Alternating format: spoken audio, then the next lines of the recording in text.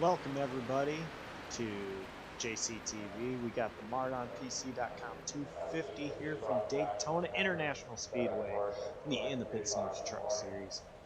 I'm Josh Coppernoll.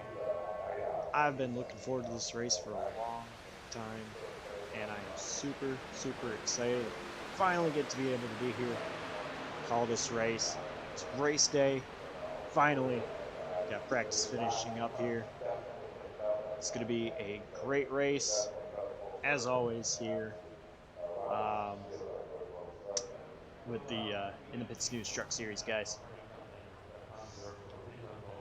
Looks like we got decent sized field here tonight. 20 drivers. Should be an exciting event. Some keynotes. We got 5 total tire sets tonight. 4 in the pits. So these guys, they'll have 100 laps and try to manage their tires on that. Also, we got JCTV pole award.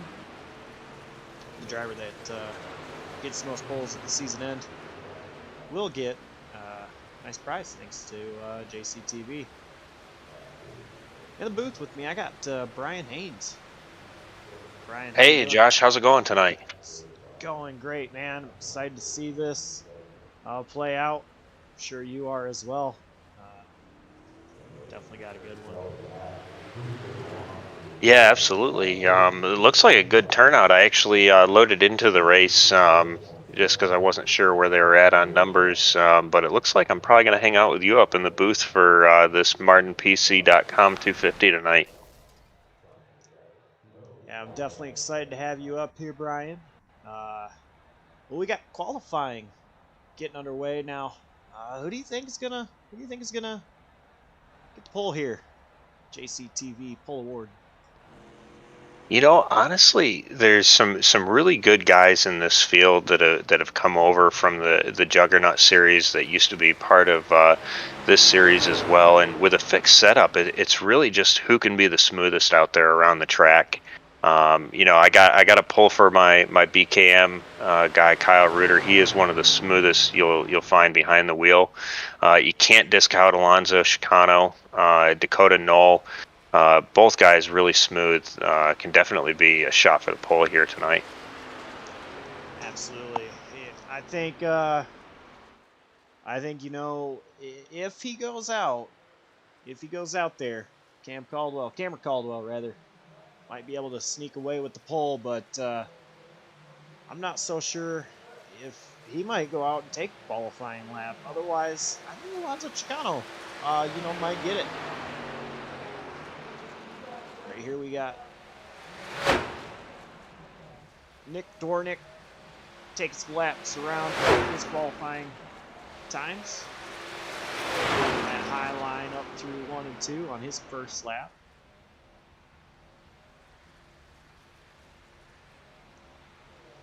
Trying to get all the speed he can for his second lap, which is the one you really want to focus on in this type of qualifying here at Daytona. Yeah, these trucks really do take a little while to get spun up, and once they do, you really got to be hugging that inside yellow line on that second lap if you're gonna get it a time that's worthy to the front row.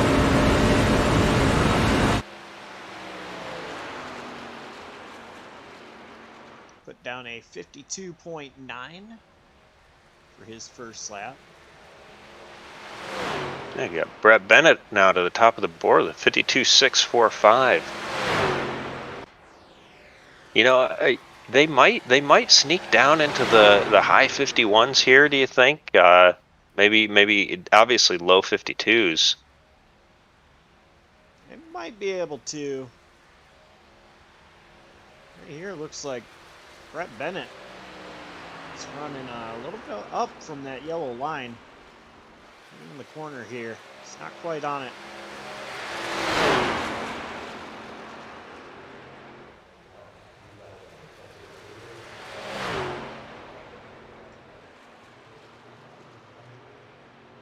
Looks like Brett Bennett, he's going to go below the double yellow line, finish out his lap. He's only going to get third out of that with a, looks like 52.235.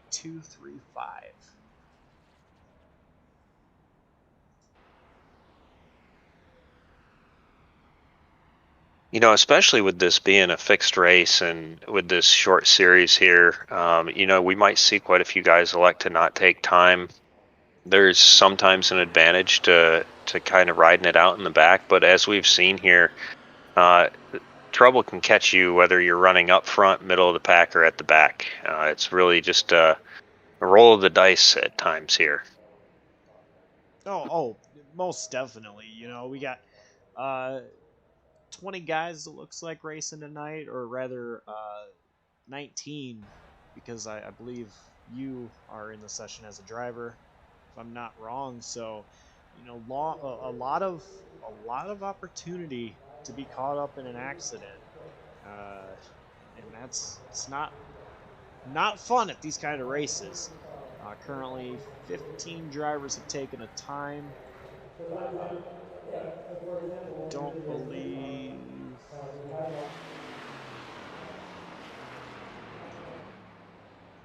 anybody else is really taking a time right at the moment. Feldner moved up a spot. It's going to be Clarence Feldner.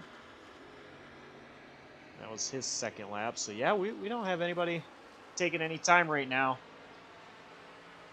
So 20 seconds left in qualifying. And it looks like JCTV Pole Award winner could be Dalton Kelly.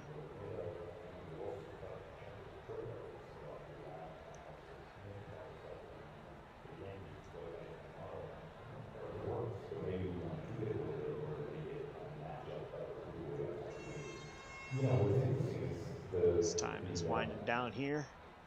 And the pole sitter is going to be Dalton Kelly. So Dalton Kelly claims the first pole of the season. We're out to try to win that little bonus from JCTV. JCTV Pole Award. Grid is getting set up.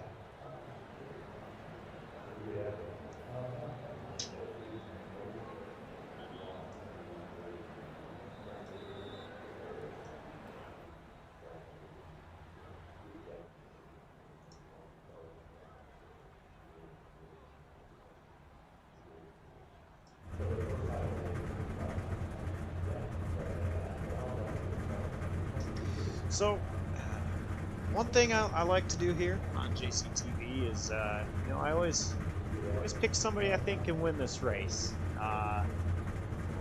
You know, me and Daytona, anybody can really win this thing. But, you know, I think my buddy Cameron Caldwell, he's got a real good shot at this. Smart racer here at these plate tracks, Daytona and Talladega. I think we're going to see Cameron Caldwell claim the old checkered flag tonight.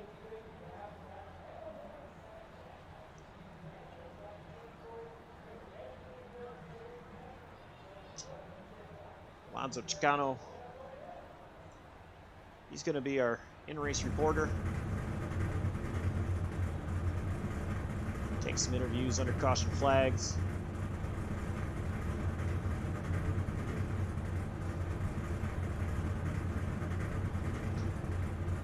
We might just have to pull Alonso in here under green flag, see if we can't screw him up a little bit, especially if he's dusting my co-owner of BK Motorsports. Might have to just yank him in here and see if we can stumble him up a little bit. I don't know if we'd be able to stumble Alonso up. He's a really good racer himself. It's definitely tough for me to choose whether I thought him or Cameron was going to win this race, but I'm going to go with my pick of Cameron Caldwell, like I said, but Alonzo Chicano, he's definitely one to keep an eye out for his number 25 machine. Yeah, unfortunately we couldn't get the whole BKM contingent in here tonight. We had a solid showing in the other league at Talladega. Would have liked to seen what we could have done here, but as a race fan, I'm really just looking forward to a good show.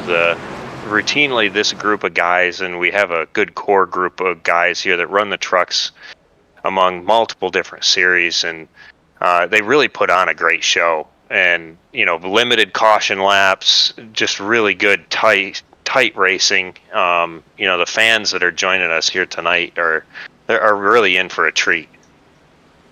Oh, definitely in for a treat tonight. These guys, this league had been on a hiatus for a bit. Was able to get it going. To be able to have, looks like we're going to have 23 guys in here tonight for the start of this race. So, this first race back, not bad to have 23 guys tonight. And, it's just a bunch of people that love racing. A lot of these guys are part of the Juggernaut, like you said earlier. Another league that was kind of, affiliated with this. Good group of guys over there as well. But here we go. Pace truck is in. Green flag, green flag. Green flag is out. Dalton Kelly's showing the loud pedal. And the outside lane's got a good restart going.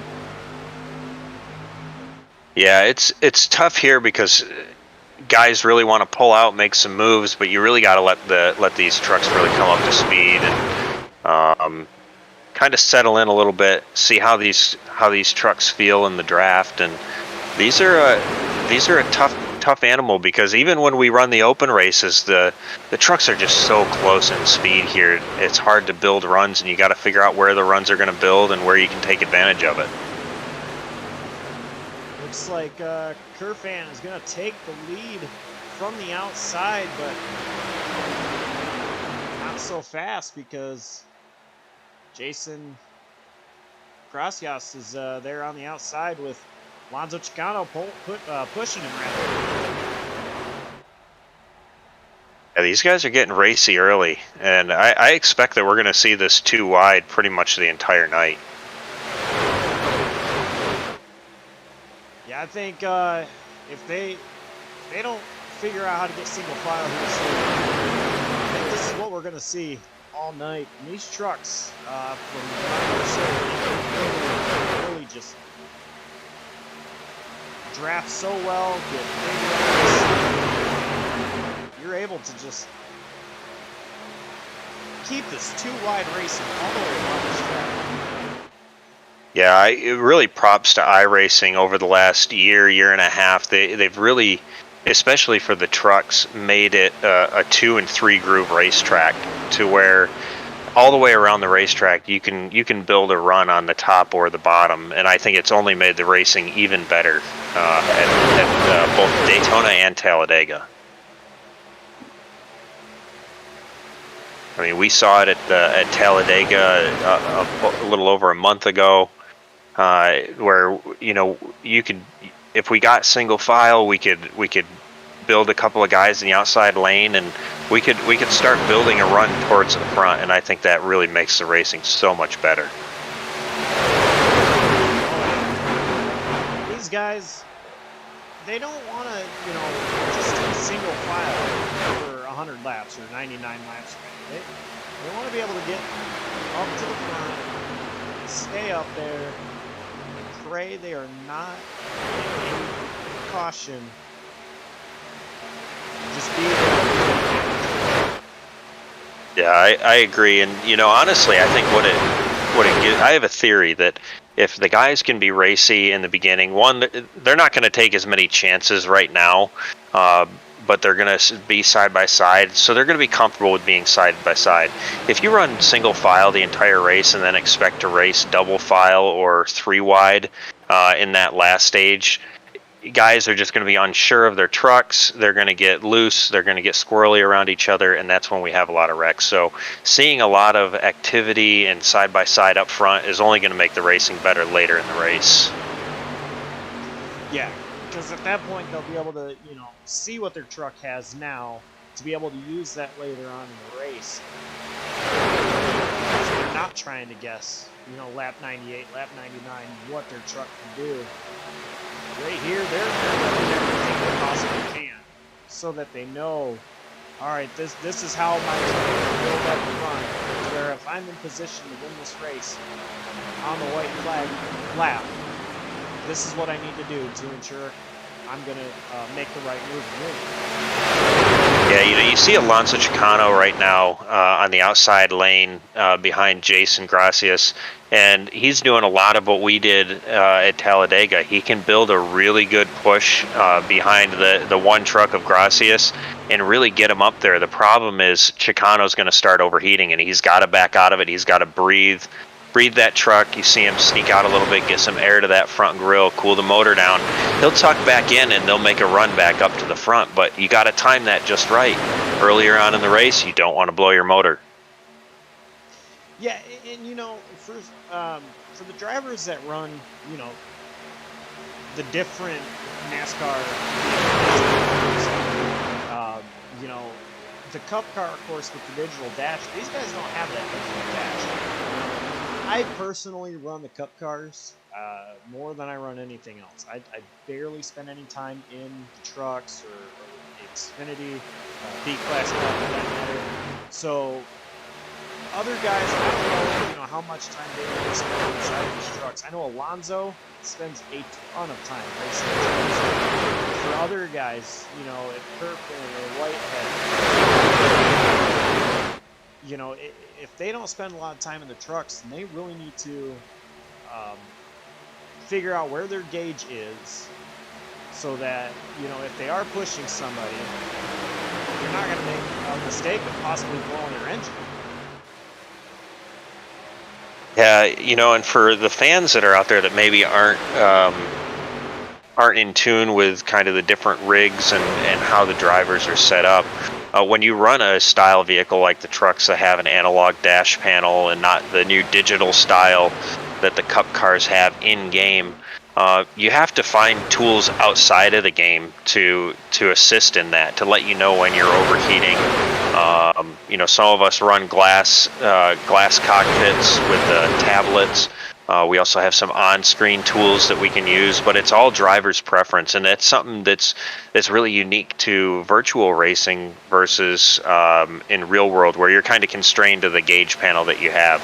We have some other tools at our disposal in iRacing, and it's just up to the individual driver how they set that up.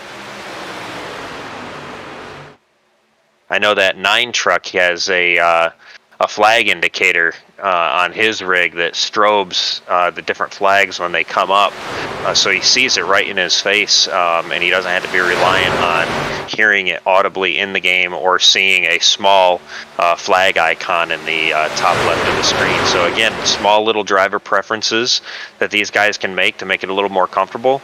And here at Daytona and Talladega, where you're focused so much on everything that's going on around you, you need all those driving aids right in your line of sight, so you don't have to move your head or change what you're looking at, because you're running side by side almost the entire time.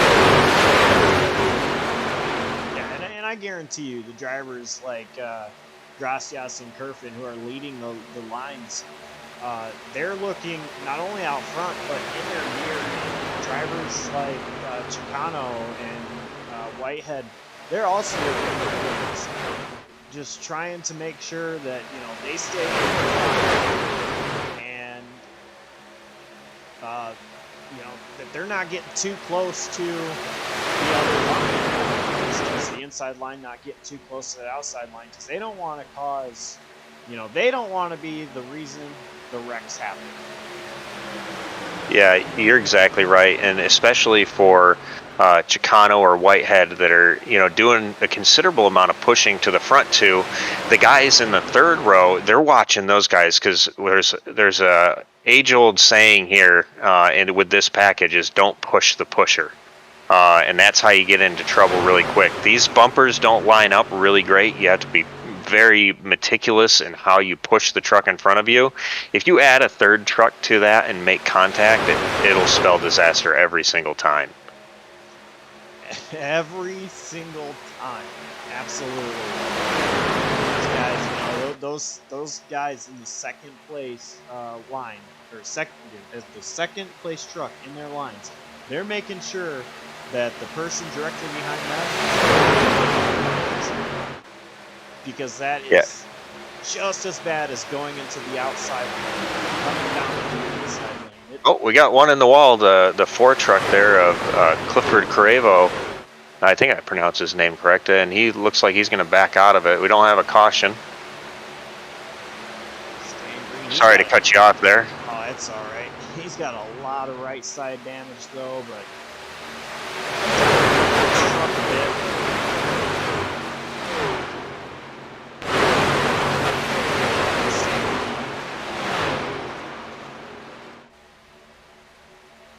Let's see if we can take a look, see what happened. Went right up into the wall. I'm wondering if it was kind of a mechanical failure with his wheel or something. Yeah, you know, sometimes it's there's some things that happen in the game that, you know, with virtual racing, it doesn't happen in real life. It happened to me at Phoenix last week, the start of stage 2. I was running top 3 in stage 1, and we went down into turns 3 and 4 like I had the entire night, and the wheel just jumped right out of my hand. Couldn't explain it. Just something that happens sometimes. So it kind of looks like maybe it was a small computer glitch. Sometimes that'll get you here in iRacing. But this, I'll tell you what, this front pack, you know, we're what, 4 or 5 rows deep, and it's too wide, and they're racing. Yeah, these guys, they have committed to staying double file for as long as they can. We're only 14 on lap 14 of this 100 lap race. Yeah, you know, you look at some of the guys that are mid to back in this pack, and you wonder if at some point they'll kind of get sick of this and maybe pull back a little bit and just catch the back of the draft and just keep pace and just, you know, take a little bit of a breather. I know we did that in our Talladega race, and you know, just to collect your thoughts, and you can do that if, oh, we got a little bobble, 99, 97, oh, we got the 9 of Reuter. All right, man. Caution. We got a whole bunch of them here. Oh, that's unfortunately what. A parking lot. Wow, Cameron Caldwell locks up his brakes. He was trying to get through that and wasn't able to. We got our first caution. Let's back and see what happened. Looks like it was slow to happen too. Looks like the 97 truck made it 3 wide there. I don't know if 99 didn't see him. They made contact. 97 got down into the 9 and shot him across the track, and it was pretty much on from there. Oh yeah. Little bobble between the 97 and the 99. 97 hit the 9. Yep, that'll do it.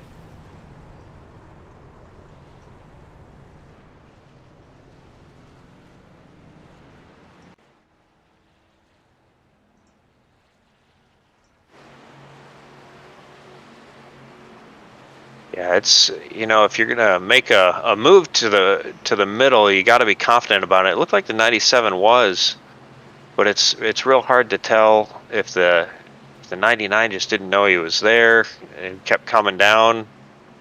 But the 99 got sideways kind of quick and tried to straighten it back out, and it doesn't take much here, unfortunately. Yeah, and this track is so aero dependent as well that you know, seeing damage to just a little bit of damage like we saw on the truck that hit the wall earlier, you know, that was going to hurt him the rest of the race.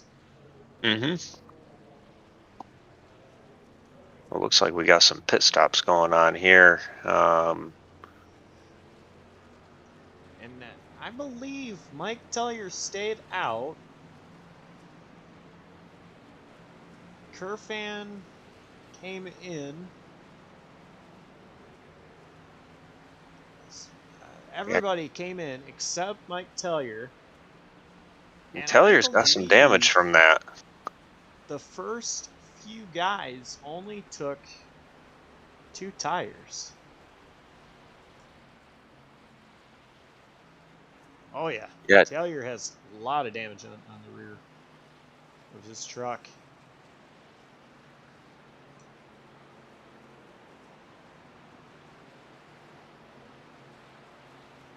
From the nose of Brock White, you see the rear bumper, rear tailgate rather of Taylor. He might come in and pit this time. Yeah, it's early enough in the race. It's worth going in and seeing what the pit crew can do about it. At least pound it out, give you a little bit better of a chance.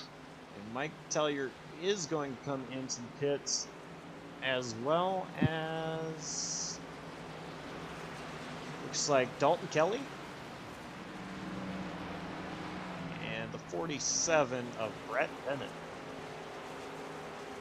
coming back in for some pit service.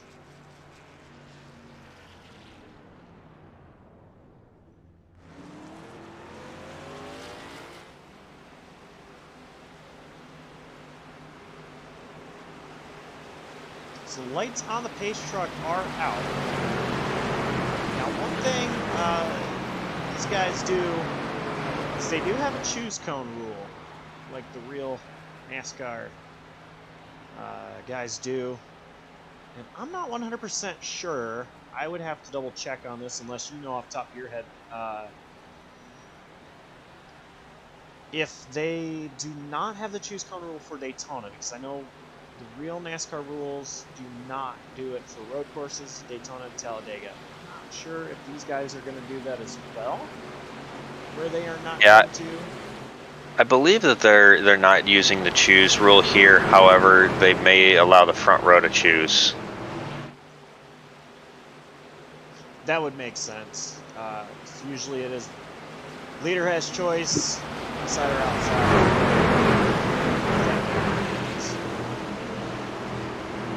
But if they're not doing the choose rule today or tonight, I am definitely looking forward to seeing it in the future, next week, rather. Yeah, I'm really excited. Like I said, I'm gonna run a few of these races when I'm not with you in the booth. Tonight I was hoping to run this race, but personal stuff got in the way of that, which is fine. But I'm excited to see how that works out, because I think it's something we're going to institute in the Martin Truck Series League next year, is being able to use the choose rule at the appropriate tracks. It is definitely something that is really cool to see iRacing leagues take on, because it is realistic to real NASCAR. It is cool to see guys like Truck Series take on. Yeah, there was a big push for Brock Whitehead from Alonso Chicano to start that run on the backstretch, and I don't know if Brock was really too excited about that big of a push, but looks like Chicano's going to jump to the outside of him, maybe try and lead this thing. But maybe these guys will calm down a little bit, maybe a little standoffish about running side by side so deep in the field. But at the end of it, they're racers. Oh, the 30 there sliding down right in front of the 31 of Brock Whitehead. I'm hoping that was maybe a planned move, because that was awfully close. We could hope so, but that was pretty close. You know, I believe, just based off the number plots, I believe all of them are radius guys. And so I think, wait a minute, sorry. Timing is not correct.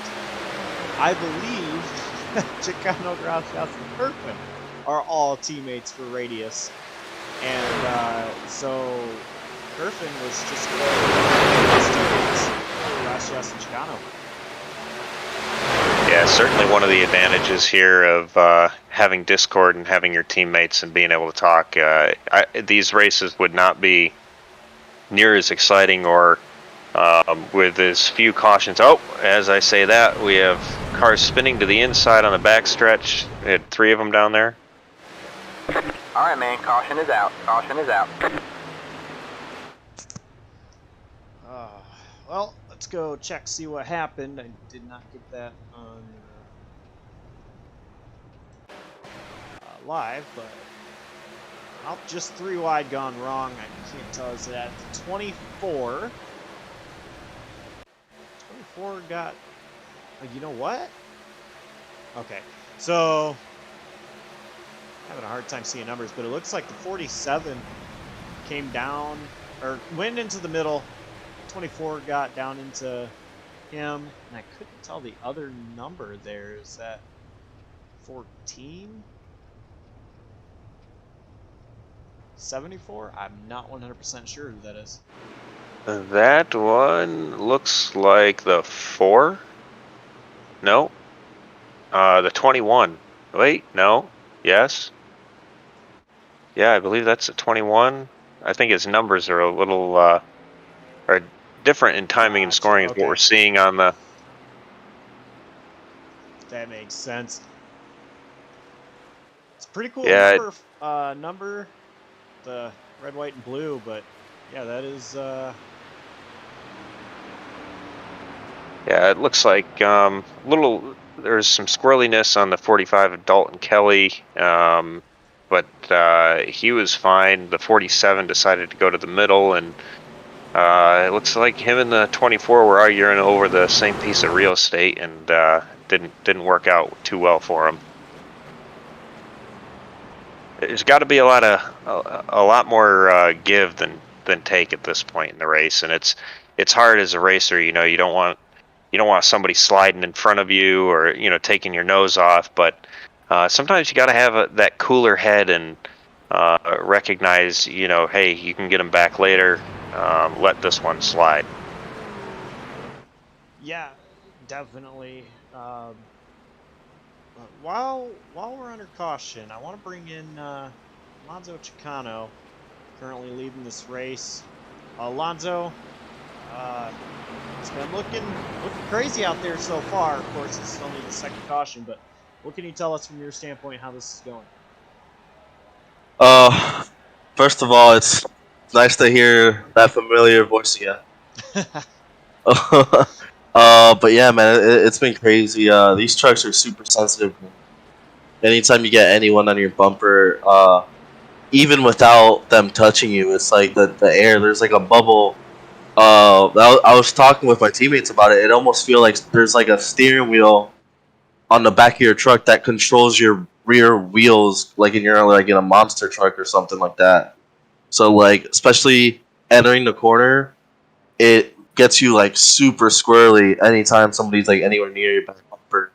And there's been multiple times where like the leader or like I've seen multiple people like almost get wrecked because of that. Like, I don't know what it is about this package, but it's fun, but it's just super squirrely, and I haven't been back there too much, but from what I've seen, I can imagine why there's been so many big wrecks.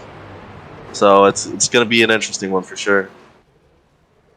Hey, Alonso, Brian Haynes here in the booth. We saw you pushing there in the second row a lot in the beginning of this stage, and about how many laps can you do that before you really got to worry about your truck overheating, or is it not an issue with this fixed package?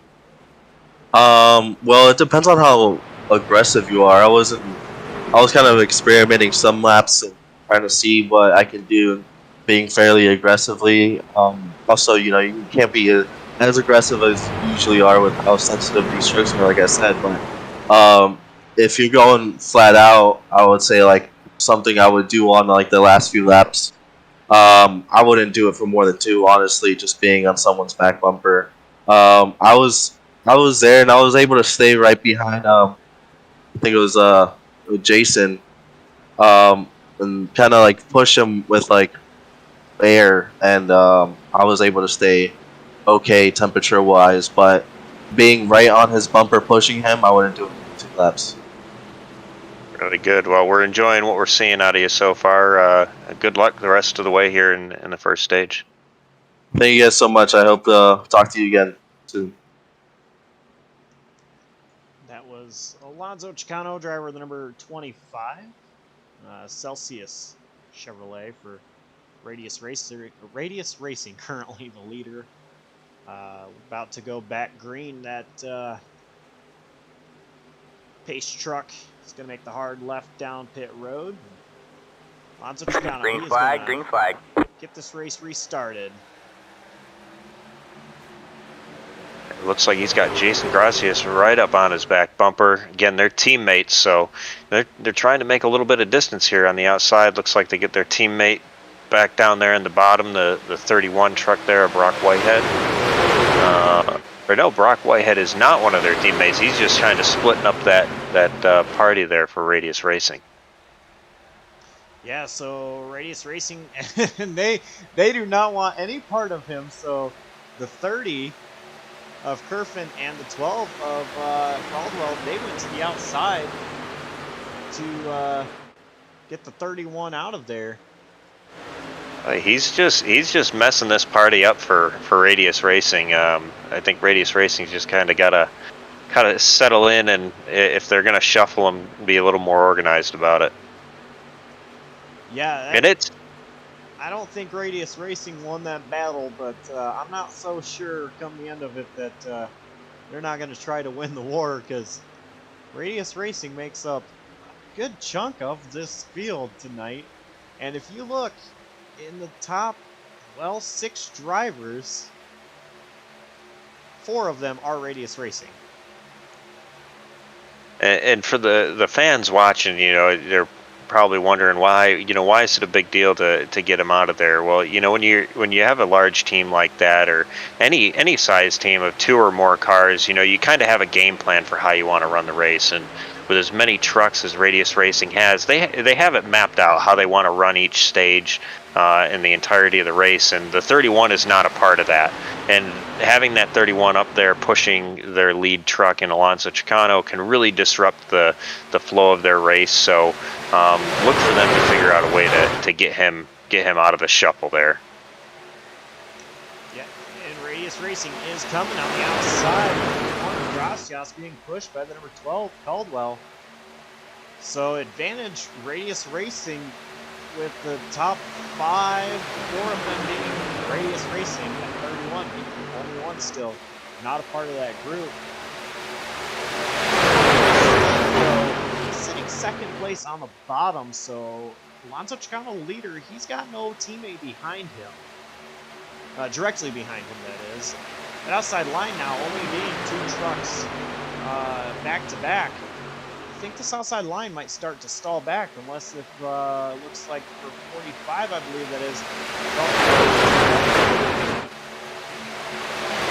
Honestly, you can do it with 2 trucks on the outside, and it's something that we saw at Talladega last month. But you run the risk, like Alonso said. It depends on how aggressive you want to be. If you want to be aggressive, you can get right up there and run for the lead. But you do it at the peril of potentially overheating your motor, which is obviously not going to be a good thing. But what I really want to see here is I want to see if they can build enough momentum on the outside that these at least maybe get the 1 truck out ahead of Alonso Chicano. If he can drop down in front of Chicano, that's something that we have not really seen a whole lot of, is that outside getting that strong enough of a push to clear a full truck length on the bottom lane. I'm not so sure though if Caldwell out to dry like that. I mean, Caldwell is a team owner. Caldwell is the league owner as well. Chicano, he goes down below the double yellow line, but he's able to get back up there. I'm not so sure if Gracias would just kind of leave Caldwell. If I was in Cam's situation, yeah, that was a big move. I think it was that Dalton Kelly that shot down to the bottom? That was Dalton Kelly, yes. Yeah, at this point in the race, because we're still early and this isn't going for the win, I would want to just see if you can do it. Cam Caldwell's got a strong enough truck to be able to come back up through this field. I would just want to see if it's possible. I know that if we had our BKM contingency out there, we would, and if we were in the same situation, we would probably try and see if we could do that early enough in a run, because that's going to help your calculus at the end of the race if it comes down to it. But you're right, Cam's calling the shots, so we'll see how they play it. It would be interesting to see how that would play out. The outside line doesn't really have much going on at the moment. They're kind of fading back. I'm wondering if Caldwell's going to try to tuck in between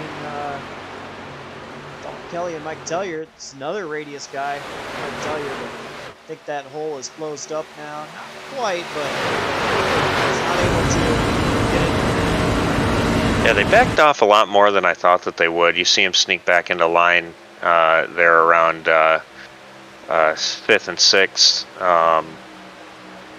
Or 6th and 7th, I'm sorry. But yeah, it looks like they're just content to fall back in line and run single file for right now.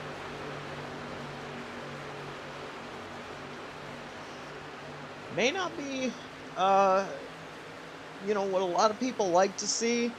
I know as a racer personally, I don't like the single file in a way, because if I'm one of the guys in the back, it means I can't get to the front single file. But it looks like Gracias might be trying to make a move. Now he's got Tellier right behind him. And they got Caldwell right behind Tellier. Yeah, it's, with these trucks, you can maybe make one move on your own, and it's got to be a quick move, and you got to be able to tuck back in line where there's a draft. Making two moves is extremely rare on your own. But if you can at least get one dancing partner with you in these trucks, you can make up some ground. Looking at Brett Bennett rather. That outside lane, the 47 truck. He's just kind of hanging out there side by side with Mike Tellier, getting a little bit of an advantage on the straights, and then it just fades away in the corners. He might have a dancing partner coming up to 29 here in a minute. Yeah, 29's closing in on him fast. We'll see if they can do anything and maybe make up some ground.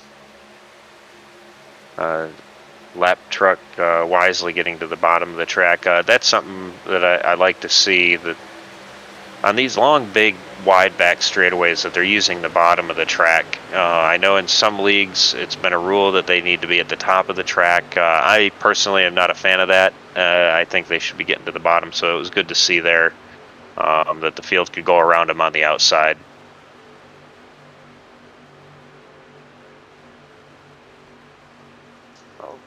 Looks like they formed up that line out there. Let's see where they go. Outside line is getting formed up, and surprisingly, it's not a Radius Racing freight train. I'm wondering if some of these guys are realizing, hey, it's kind of, we may not all be teammates, but we need to beat Radius Racing, and I think that's what they're starting to realize. And I don't know if you recall.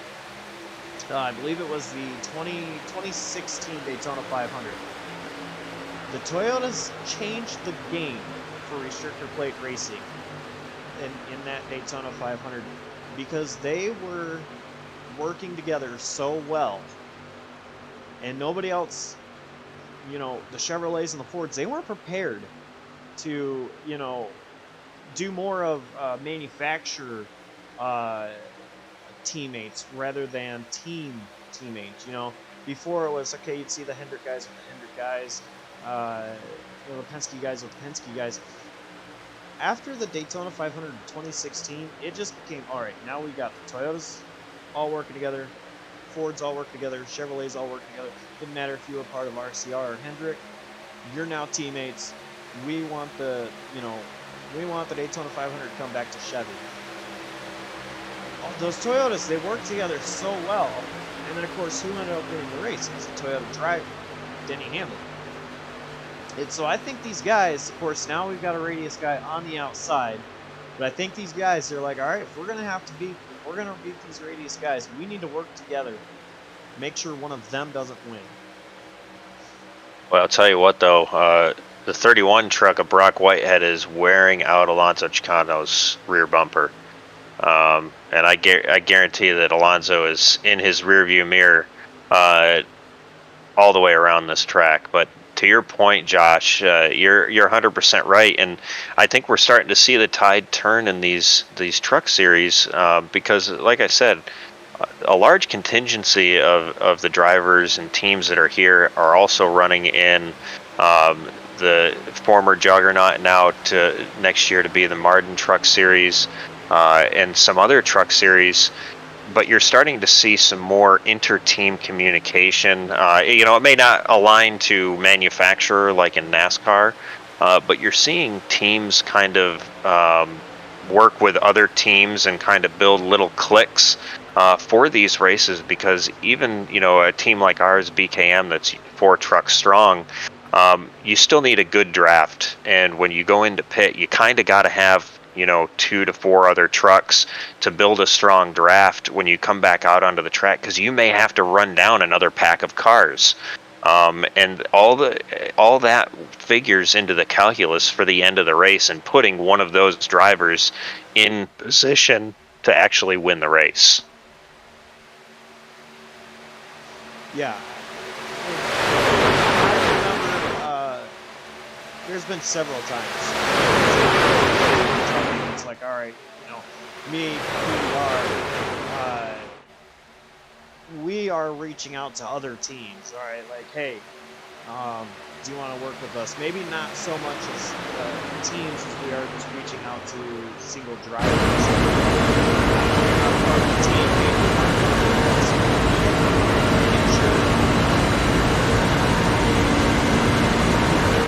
Finish good if you work with us. We're going to do the best we can to help you finish good. Coming to tracks like this, really iRacing teams aren't so manufacturer based. Not so manufacturer based. I know a part of PBR, I've got drivers that like running Toyota. I got some that like running Ford. Personally, I'm a Chevy guy. So really in iRacing, it's not so much manufacturer's game as it is just trying to get with other teams. Yeah, you're absolutely right. And we're seeing right now, we've got the one truck here of Jason Gracias on the outside with the 47 truck of Brett Bennett behind him. Again, they're not teammates. We'll see how well they work together. It looks like we got the 29 truck up there behind Brett Bennett. Interested to see how close he stays to them, depending on how hard the 47 truck pushes the one. But they're all staying up there pretty tight right now. Yeah, that outside lane is really making a statement. The one thing though I have to be careful about if I was the 47, Brett Bennett, is knowing that the guy, Chicano comes up. I think there might have been a little bit of net code there. Yeah. Stay green, nothing big happened, but anyway, as I was saying, the guy in front of me is a radius guy. And the guy is also a radius guy. I'll be a little bit careful trying to push Gracias up there and get him cleared, knowing he may leave me out to dry. Now, as I was starting to say that, the outside line didn't have as many trucks in it as it does now. And now the outside line is starting to break apart again. Now it's only 4 trucks right there. So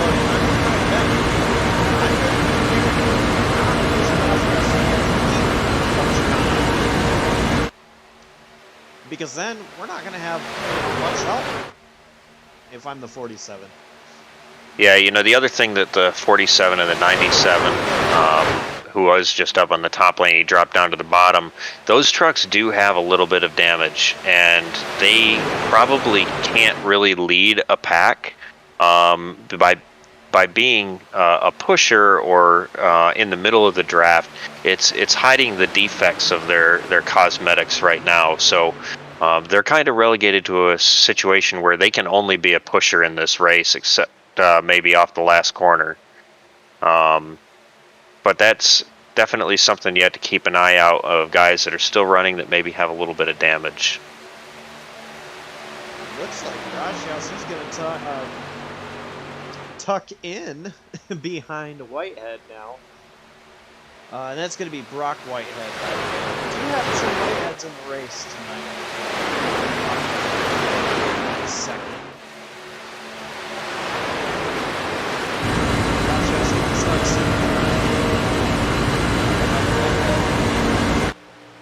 Now we got single file once again, but you know, I think what you and I have learned, Brian, is that these guys, they're not going to stay single file long.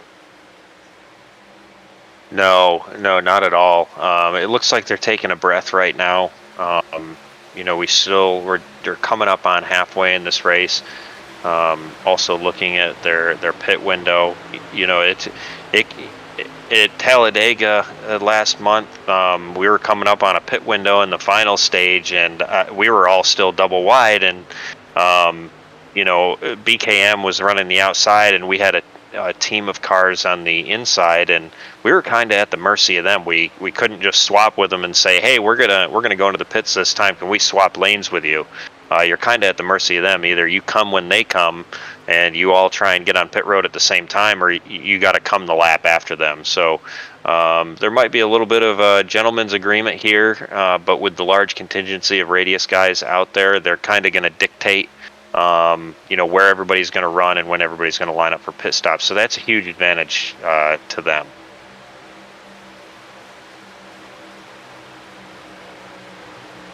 Yeah, you know, one thing that, you know, I do find interesting right now, you know, for pit stops, if we do have green flag pit stops, right now the Radius guys are kind of broken up.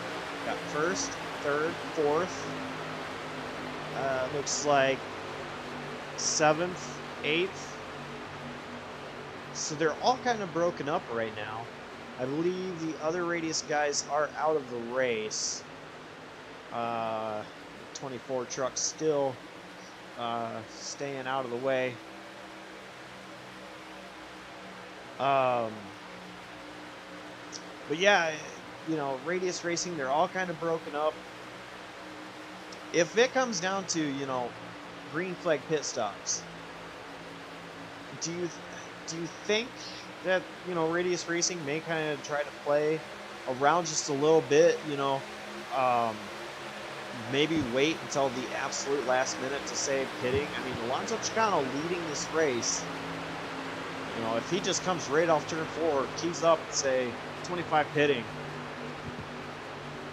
do you think it's going to cause chaos? I mean, the other guys may not be prepared to pit. You know, I think, listening to the driver's radio, I think Alonso just announced he is pitting right now. And we see other guys coming in. Yep. Mike Taylor may get a speeding penalty on that. He came in quick. And he's there is contact. We have contact between Tellier and Jason Gracias there on pit road. It'll be...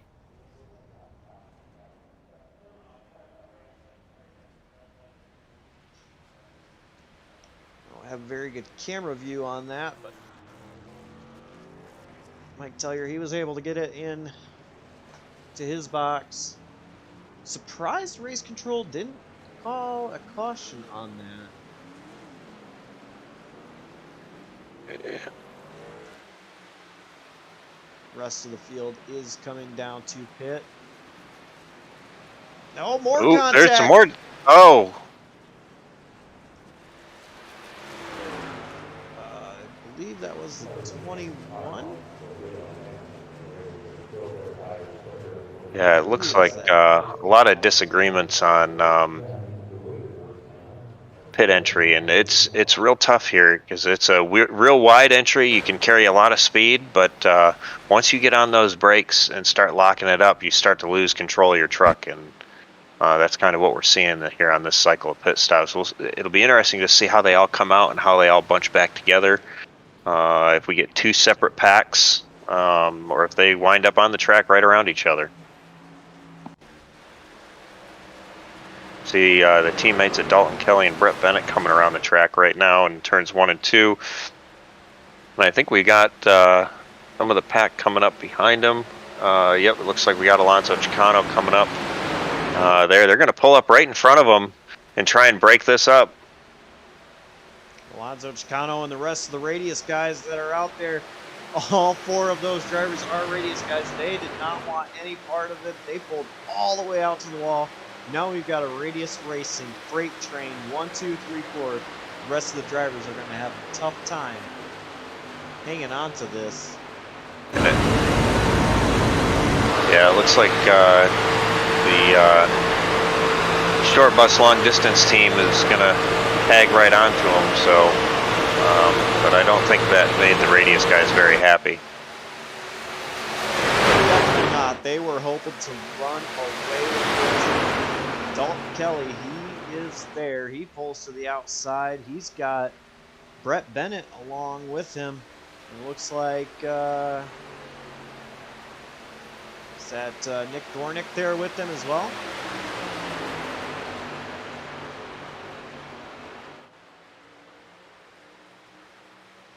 Yep, Nick. Yep.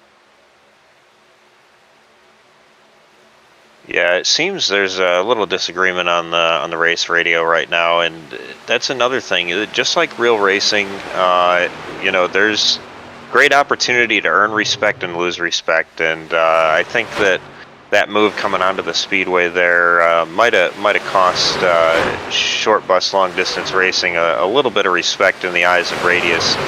Not so much that Radius wants to just run away with it, but crossing up the track and having a huge speed disparity that could cause potential damage or a wreck. Not really a prudent move. So luckily it worked out, but definitely some guys not too happy on the race radio. I like the idea, you know, to try to see if they could break them up. It was very fortunate that, you know, a wreck did not come out of it. Now these guys, they just, all 3 of those drivers, Brett Bennett and Dalton Kelly, they got to figure out how they can work together now to get in front of those Radius Racing drivers. Yeah, they've definitely they've got their work cut out for them, and for those watching at home that may have never had the opportunity to experience this, it is not as easy as it looks. These guys make it look incredibly easy, but this isn't like your Daytona USA arcade game that you played in the 90s or the early 2000s. It's very difficult. These trucks are evenly matched in speed. You can't do it by yourself. You gotta work together. So these guys are all on their team radios talking to each other the entire time. You know, I'm just wondering here if the 77 has much damage to the front end. I don't see any really on the front. I see a little bit on his right rear. And I'm wondering here, now he's got a huge run. 77 is going to be Clarence Feldner. He is going to be able to catch up to Dalton Kelly. And if those 4 drivers are able to work together, form something, maybe they could start to throw Radius Racing off. Now, Clarence Feldner, he is a lap car, or a lap truck rather. So he is not going to have a say in position, but he can help the other 3 trucks in front of him to throw Radius Racing off of their game. Yeah, you're absolutely right, and you know, I give him a lot of credit for staying right up here, working with these guys, and he can absolutely be a factor if this race goes green the rest of the way, even though he's a lap truck. So it's you know, I can't imagine that we wouldn't have another caution before this one's over with. and he would get his lap back, and that immediately puts him right back in the hunt. But he can definitely be a factor in this. We are staying single file for now. I think from It looks like. Sorry, I didn't mean to cut you off. We got another pack. We got another pack behind there. Looks like 4 trucks. The 4, the 21, the 32, all lined up. The 29. Looks like they're trying to make some time, but they're a little ways back here still. It's interesting to see them kind of run in the middle of the track, not right on that yellow line. And actually, I think they're running a little bit higher than the middle of the track. I've only actually personally experienced the high line working once in iRacing, and it was because we had a bunch of people agreeing to do it, but it was for the lead. It wasn't way back here trying to catch a pack that is almost half a track in front of these drivers here. So I'm kind of curious to know why they're trying that high line. If maybe it does have a little bit more of an advantage, or I don't know. In some ways, these guys are kind of snaking a little bit. Bottom, top, middle. Yeah, they really need to get a lot closer. They really need a quarter of a truck length in between each truck in order to make really good speed, the 4 of them together. There's just too much space. And you're right, I've only seen the top line work a couple of times. One, in the trucks, it takes a few laps for it to build up. The cup cars, it doesn't take as long, so you'll see them go all the way to the top a lot quicker. And it can be very fast up there, but you have to be very committed. You can't be twitchy against the wall.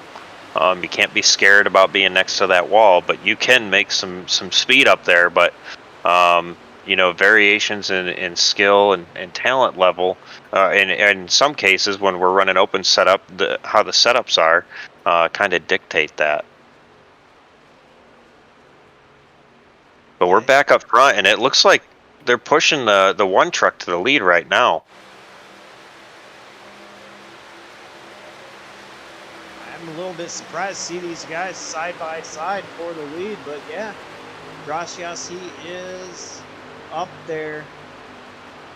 He's clear, but he's not coming down, and I wonder if it's because, he doesn't want to leave his teammate Kerfin out to dry on the outside. And I think he almost had it. Chicano's not going to give him a hole. But see, they did what I had mentioned earlier. Kerfan pushed Gracias to the lead, and they showed that they were able to make that move stick. But now you got Bennett pushing Kerfan up to the lead. Now he is going to take the lead. Looks like through 3 and 4. So it's pretty significant. Oh, and looks like Gracias is going to jump up and take a push from Brett Bennett. That was a pretty close move there. Well, he must have a really good spotter up there. Now these Radius Racing guys, I'm not sure if they're losing their patience with each other or if they're just, having a little bit of fun. But yeah, I was surprised to see Gracia step back out on the outside like that. And now he's falling back because Cameron Caldwell, he's coming. And now Alonso Chicano jumps to the outside to retake the lead. So now Gracias, he's going to give Chicano a push, and they're going to get in front of Kerfin. Chicano does move down, so now Gracias, he's out there hung out to dry, but here comes... I thought Chicano would have stayed out there and they would have just boxed everybody else out.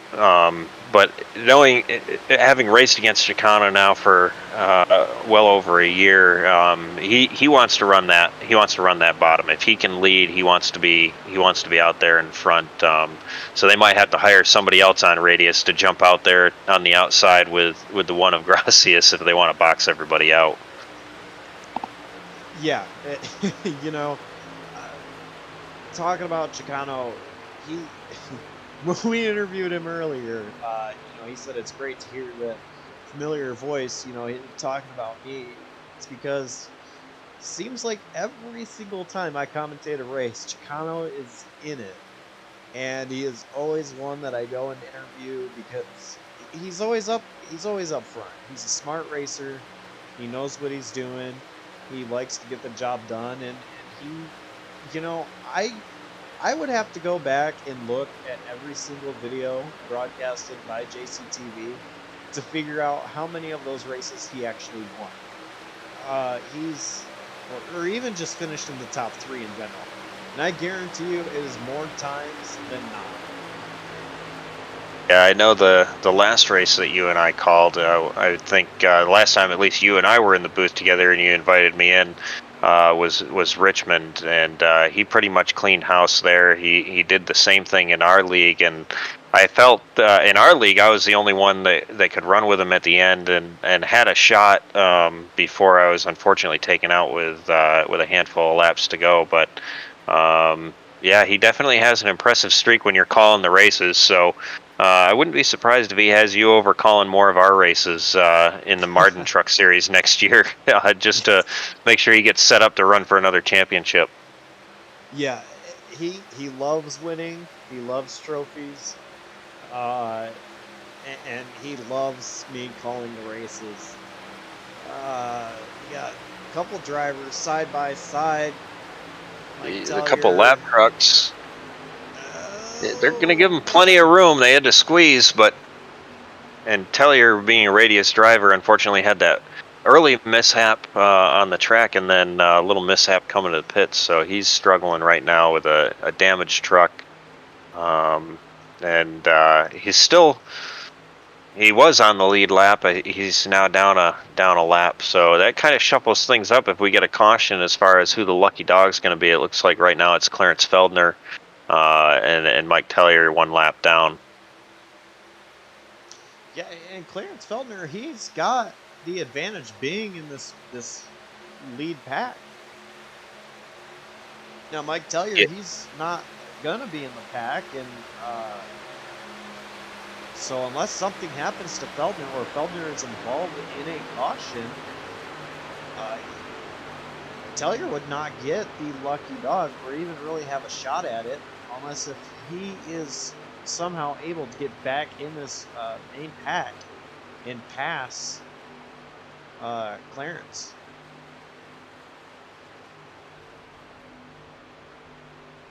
It looks like we're settling back down a little bit up front. Looks like we got about 38 laps left in this race. Everybody's taking a breather. The cautions have calmed down. Fewer trucks, unfortunately. We've lost quite a few trucks in this race. But some really good racing up here. I think we're setting up for a good finish. But we're going to be hard pressed to see somebody other than a radius driver win this. But stranger things have happened at Daytona. Oh, definitely. Daytona is a place anybody can really win it as long as you are in it, you can win it. And Mike Tellier, he is there, so he's going to try to jump in front of that number 77 truck so that if a caution comes out, and they are side by side at the moment, but he's going to try that if a caution comes out, he's the one in the lucky dog position. He doesn't have much help right now. But this is going to be an interesting battle between those two just to see if we even get a caution.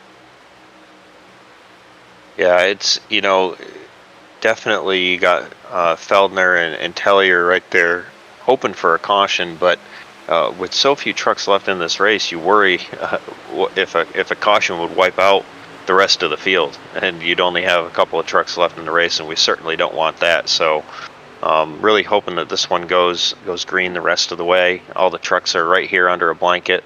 There's definitely going to be some fireworks as we get down towards the later end of this race. Oh yeah, fireworks on and off the track, that is for sure. I'll tell you, really, the group of guys that would like to see a caution would be this four right here. The 29, the 4, the 32, and the on the screen 14. Yeah, they certainly would love a caution right now, just to get back up into the heat of the battle, at least have an opportunity to make something happen. They are less than half a track away from being lapped. Now, this is a big track. They're not going to be lapped for a while, as long as this stays green. But the way things are looking now with the main pack that Alonso Chicano is leading, as long as this has as many trucks in it as it does, it's going to just make it that much harder for that pack of 4 to have anything to do with this race.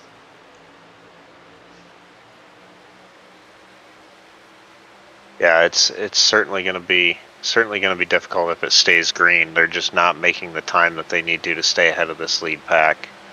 And like I said, you have to be disciplined, and this lead pack is pretty disciplined, especially the front 2 trucks being nose to tail.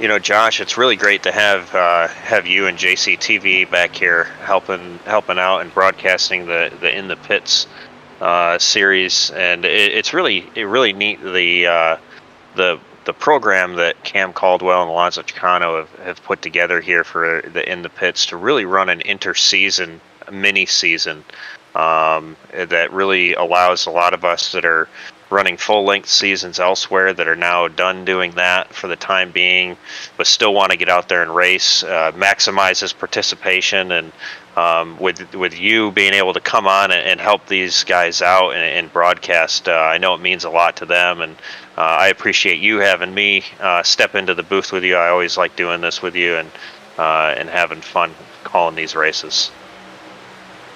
Yeah, absolutely love having you in the booth with me. JCTV was supposed to do the season earlier this year that started back in February, but I had just started third shift in my regular job. I was going to say day job, but it was third shift, so it really wasn't a day job anymore. But I went from first shift to third shift, and we were getting constant mandatory overtime. And these guys were running Friday night, so our mandatory overtime was Friday night. So it took away from me being able to do this for these guys, Cameron Caldwell, Alonso Chicano, the rest of the drivers, that I wasn't able to do it. I was definitely sad, but my other job definitely had priorities. But first of all, now it's Saturday nights. I don't have to worry about having mandatory overtime. Second of all, I'm no longer a third shifter either. So even if I did have mandatory overtime Saturday nights as a third shifter, I'm not even a third shifter anymore. I get to call these races, and I get to call it with you and watch these awesome drivers put on an awesome show.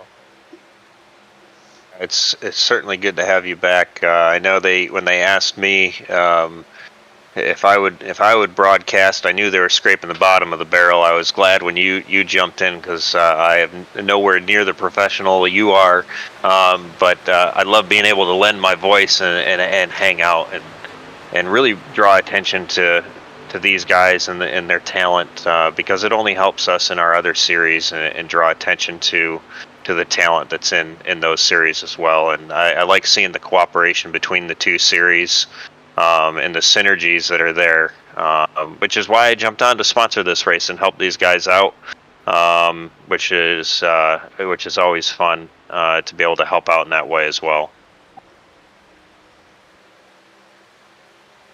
They're getting racy up here. Yeah, they are. It's starting to come down to getting to the last little bit of the race. We are in the final third of the race, 31 laps to go. I remember one time Dale Earnhardt Jr. saying that when when it comes down to the end of plate races, he likes to be leading, as we've got pit stops happening again. Oh yeah, this could really change things up depending on how these go out. It looks like we got radius and short bus long distance in the pits right now.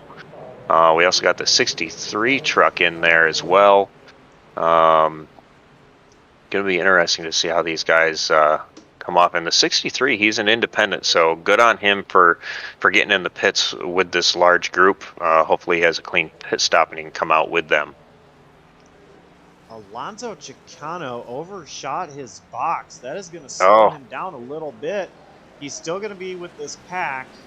And at Daytona, it's not too big of a penalty if you're still able to be in the pack. It looks like he's going to be right in the middle of the pack. It looked like he will be right in the middle of it. So he was able to recover pretty quickly from that. Just like this time around, we only got one truck in pit road. It is going to be the 77 of Clarence Feldner. That's going to hurt. Back up front.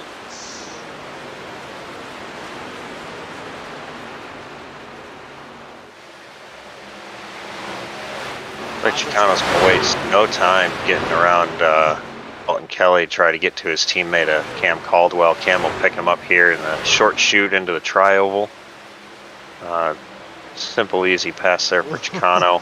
I think Chicano was about to leave Caldwell out to dry, but he backed off to allow Caldwell to tuck back in. Now Chicano looking to the outside. He saw those two trucks slow up. Well, not slow up, but slow in front of the 12. He went to the outside immediately. Now Caldwell, he's going to stay low, so Radius Racing is controlling this thing 1, 2, 3, 4 once again. And sometimes if you have a big gap like Chicano had back to the 45, you kind of got to make that move and swing out to the outside. Because just lifting off the throttle on these trucks, you lose so much momentum. If he can drive up high and just keep his foot in it, and just maintain that momentum and drop back down in, that's going to help him maintain his speed, and it's only going to help his teammates that are out there up in front of him. So that was a smart move on Chicano's part, realizing the 45 wasn't close enough to do anything with him. Just carry that momentum up to the outside, ride it out, and drop back in line.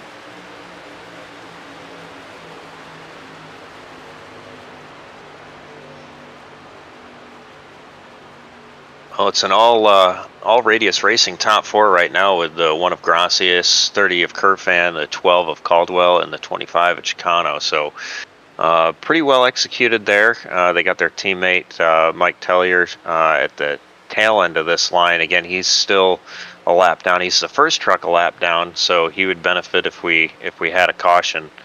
And you still got both the short bus long distance team drivers there of Brett Bennett, Dalton Kelly, and the 63 truck, an independent, is still up there with them, trying to play spoiler with these teams that are up there as an independent. We'll see if at the end anybody goes with them. You know, one thing I think that's going to be a little bit tougher for Dornick, Bennett, Kelly is the fact that now they don't have Clarence Feldner there with them as that Ford truck. They've got Mike Tellier, who again is a part of Radius Racing. So again, he is a lap down, but even though he's a lap down, I don't think he's going to help trucks beat his teammates. Oh, there's contact in the back. Oh, we got a spinner. Doesn't look like a caution. It's going to be the 63 of Nick Dornick. That is very unfortunate for him. He's having such a great race, but yeah, he was down below the apron. He's getting it going again. I think him and Tellier made contact. He might have come down into Tellier. I'm not sure if Tellier came up or went up or if he came down, but yeah, it seemed like there's some Nick.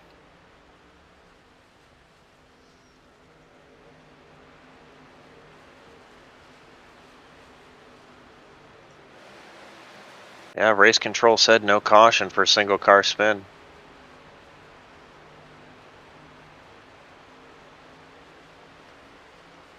And now it's going to be just that much harder for the 45 and the 47. Dalton Kelly and Brett Bennett to try to beat these radius guys. Now, you don't have Mike Tellier in the picture. He is just now getting off turn 2. These guys are pretty close to entering turn 3, so Mike Tellier, he's no longer in the picture. So now it's pretty much 2 against 4. And those radius guys, they're not going to give up the bottom for anything. Unless if it's to try to beat each other at the end of the race.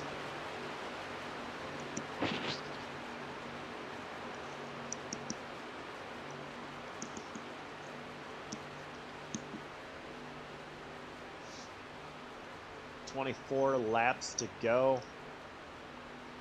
The only thing that can really help the 45 and the 47 is knowing that Alonso Chicano is not going to be content with finishing 4th against his teammates. But they have to be smart about when and how they go with Chicano, if Chicano is still back there as we get down to the final handful of laps.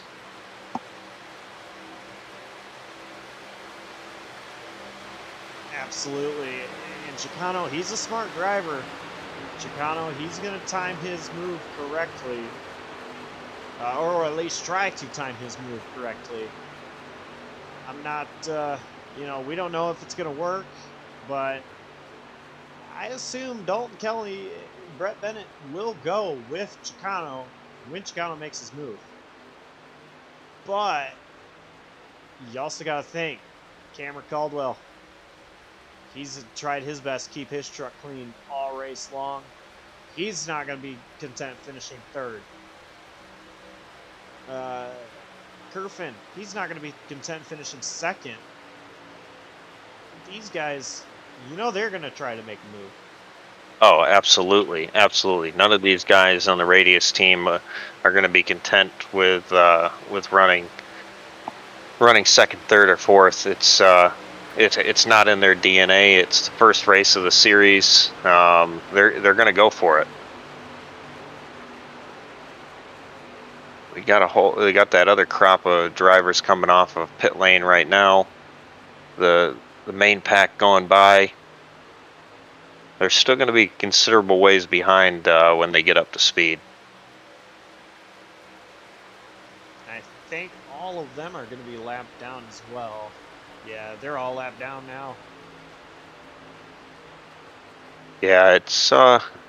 I would have liked to seen a caution a little earlier that would have allowed us to bunch some more of these guys up. It's tough with this pit selection and when you come into the pits and how you get organized coming out. So, but we've got what we've got. We got some really good racers up here in the front, and I'm getting excited as we get down to 19 laps to go here. It's kind of surprising to see Chicano get such a big gap between himself and Cameron Caldwell. And I'm wondering if he's just trying to play it out to where he might make his move a little bit earlier than expected. Getting that distance, cools his truck way down so he can be really aggressive for a little bit longer if he gets up behind Cam Caldwell and starts pushing him up. And if he makes a move with Cam and gets himself up there in the mix, it puts him in prime position to potentially retake this lead. So he may be just kind of sizing him up right now, backing up to Dalton Kelly, seeing if he can build a little bit of a run, what that might look like, and how quick they can make up some ground. I'm also curious to see, or to know what's going on inside Cameron's head right now. That 12 truck has not as big of a gap, but definitely a truck length of a gap between himself and Kerfin. I'm going to do a little ride along with Chicano and see if I can tell anything that he's doing right now that makes sense with what I was saying. Let's see here.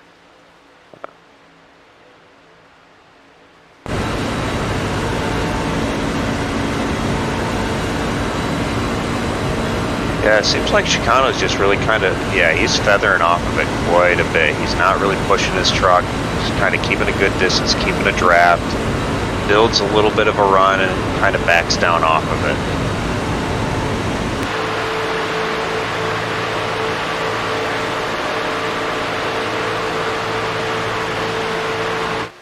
Just nice and easy through here. Backing down off of it when he starts to feel himself getting a run.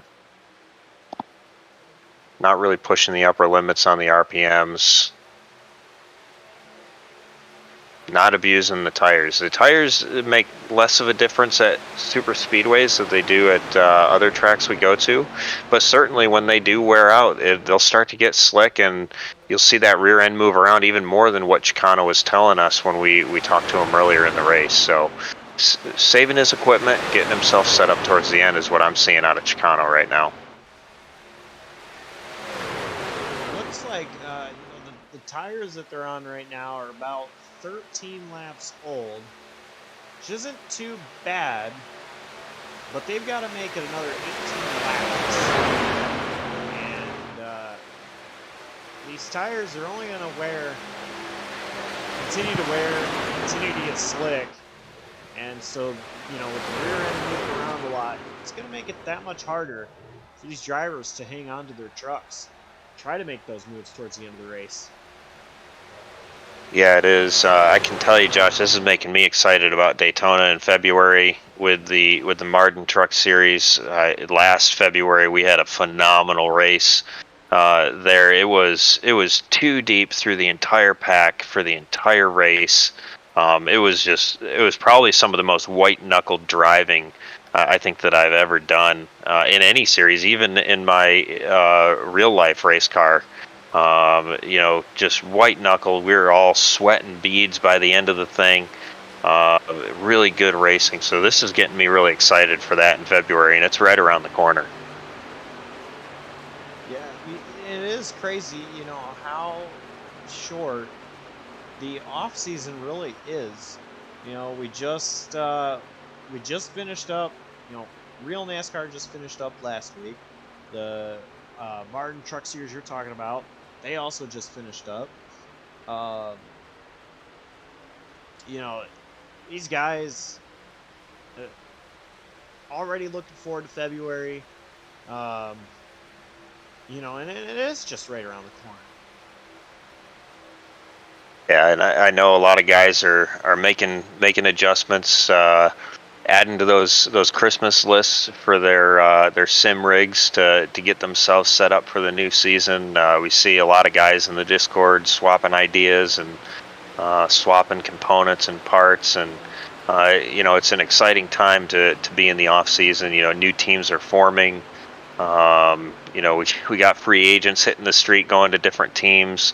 So the off season's really busy. It's just like NASCAR. It's not really an off season. It's just an opportunity to hone your craft as a driver, to build your team better, work better with your teammates, work on your strategy. I know that's something we're doing at BKM, working on strategy, fine tuning our adjustments and setups, and kind of our pit strategy and pit sequencing for the different types of tracks. So.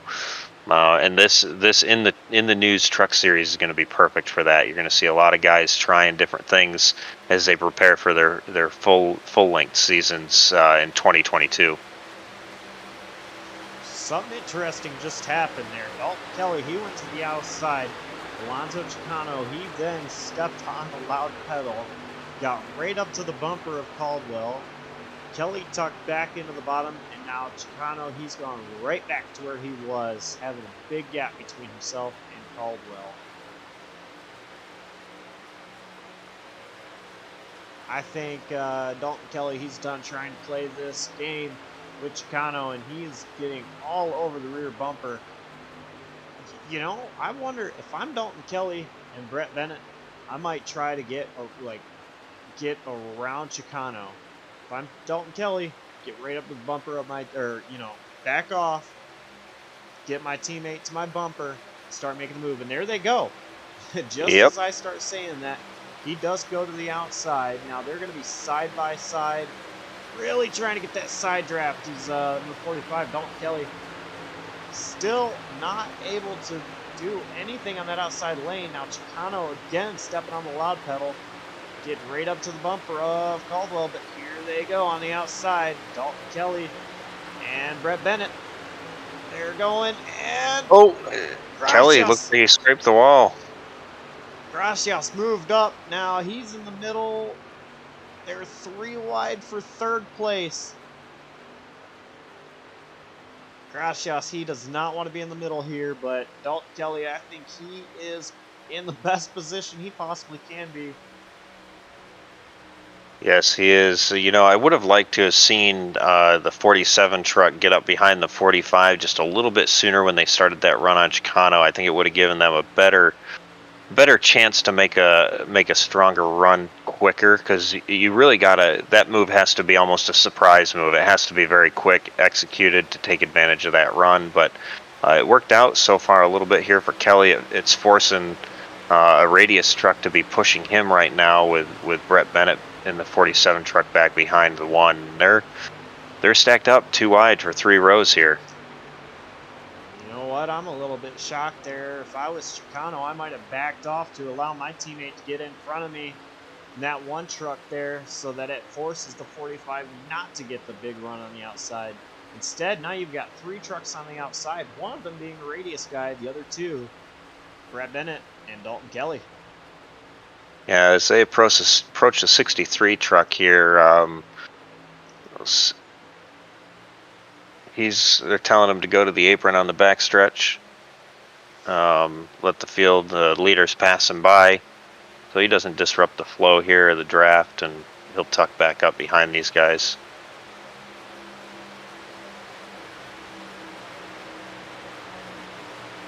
Caldwell is getting up there onto the bumper. Kerfin backed off a little bit. I'm just still surprised that Gracias, Gracias is, still trying to play around on that outside lane. Now he's got a hole. Now he's got a hole, and he is not taking it. So I think he's wanting to get back up there to the front where he was before the shuffle happened. You know, there's a move that we pulled at Talladega and BKM, and it's a risky one because it involves going 3 wide. But if Chicano can get up there behind the one of Jason Gracias, they can trap Dalton Kelly in the middle. But you have to be very disciplined, because you're going to go 3 wide, and you're going to go through at least 1 or 2 corners 3 wide. And you've just really got to be up on the wheel and paying attention to what you're doing. But it is possible. But it's a risky move. It's a high risk, high reward move. Seeing 9 laps to go now. This intensity, it's starting to rack up, if it's not already, in these drivers. Especially as we see another lap truck. He's staying high. Got another one going low. So these guys, they are staying out of the way, allowing these 6 drivers here to continue to race. Brett Bennett, he is slowly creeping back up into the picture. These 5 drivers. And I'm surprised here he's going to stick low and not go to the high lane. Yeah, I think he needs to be up in the high lane and force Gracias to push the 45, but you can tell, Gracias doesn't have any real interest in pushing him, and it's going to hurt him now. Now, Dalton Kelly is in front of the 47 of Brett Bennett. If Brett Bennett can get in front of Gracias, that might have been a big mistake. Here goes Chicano onto the outside, though, making a big move. Now he's got a Radius Racing teammate. And we're going to go with the Radius Racing box out here for the top 4 positions.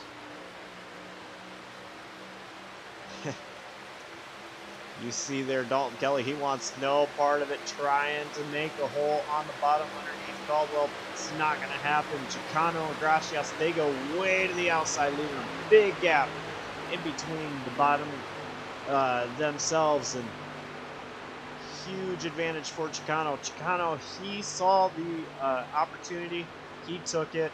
He wants to control this race, and he's making sure that Gracias is going to push him as hard as he possibly can, so that in 6.5 laps from now, he's sitting in victory lane. You know, if you're Kerr fan, you have to be wondering if you're going to have to start pulling the 2-lane shuffle and bouncing between these two lines, because we see the outside lane really pick up steam on the straightaways. They pick up that momentum on the outside. It seems like they lose ground in the corners, but they pick up all that momentum coming down the straightaways. And as the leader, you want to be able to pick up that or stall that out. So it'll be interesting to see as we go with 5 to go, if he starts making that shuffle, if he's out in front of both of these lines. You know, I'm not so sure. He may try to do that shuffle, knowing that he's got his teammates behind him, a little bit more trust, respect there. It may be other drivers there. I'm not so sure if he would try that, but see here, he's now in front of both packs, so we'll see if he goes to block that outside lane, but he's not. He's going to stay low. It's going to be an advantage for Chicano. Not quite. Chicano wasn't able to get the run. 5 laps to go now. Well, at what point does Radius Racing stop talking on the radio to each other? There's nothing to win here but a trophy. Man, you know, personally, I don't care about the rest of the guys. I'm already off the radio. I know what I got to do or try to do to win this race. Those rest of the 3 drivers, I'm going to listen to them. I'm going to hear every single thing they have to say, and I'm going to try to do the opposite. Yeah, I think going for a trophy right now, it's the teamwork's over with. You've put yourself in the best position you can. All 4 of them are up front, the ones that are on the lead lap, and now you've got to race your race. So you're either dedicated to being a pusher or winning at all cost. Yeah, Caldwell and Gracias, they're stuck right now. They're stuck behind the 30 and the 25, and it is killing them inside. Because they want to be able to try to get out front so they have a chance to lead this race. Dalton Kelly, he also is very impatient right now. It is killing him being in his position right now. I've been in his position many times before. It is killing him right now. He knows they're coming up to 3 laps to go here at the line when they get to it. He is hoping something happens and he gets through it. You know, Gracias, I believe, is in the best position right now because he has someplace he can go. If Chicano stays tight down on the 30, he can surprise Chicano, get to the outside of him, Chicano would lose that support behind, and if the 45 or the 47 immediately fills that gap, it can shoot Gracias right up to the lead and also create some problems for that inside lane. But they're starting to get dicey. Wide for second place. Chicano advantage. Gracias losing the advantage. 47, Brett Bennett, he's going to jump in behind Gracias, leave his teammate, Dalton Kelly, out to dry. Gracias jump to the outside. Brett Bennett follows. Kerfin follows. Chicano, Lone Wolf on the bottom. He's got Caldwell behind him now. 2 laps to go. Oh, man. I'm Kerr fan. I want to get back up on that outside.